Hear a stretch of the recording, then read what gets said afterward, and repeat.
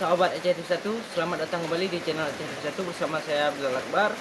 Hari ini kita akan meliput satu binatang yang sangat banyak di kawasan perkebunan di daerah Ladang AS. Ayo kita langsung melihat.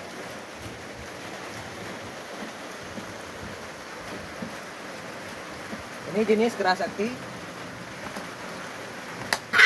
Nah,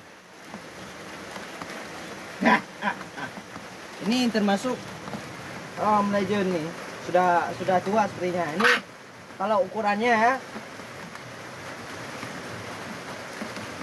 segini sahabat, dua buah tabung gas LPG 3 kilo ya, segitu besarnya. Ini menurut teori yang beredar, ini merupakan ketua geng sahabat. Ini merupakan gubernur.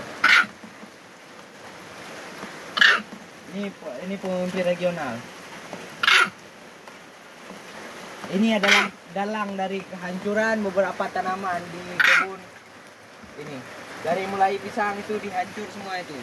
Aduh, pusing. Terus itu sawit, anak sawit sahabat dipatahkan sama dia.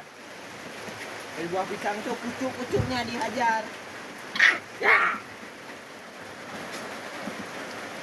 Ya, masalahnya sahabat dia tidak merasa bersalah.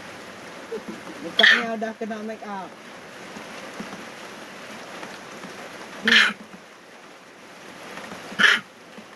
Takut dia. Oke sahabat, demikian video kali ini, sampai bertemu di video selanjutnya. Assalamualaikum warahmatullahi wabarakatuh.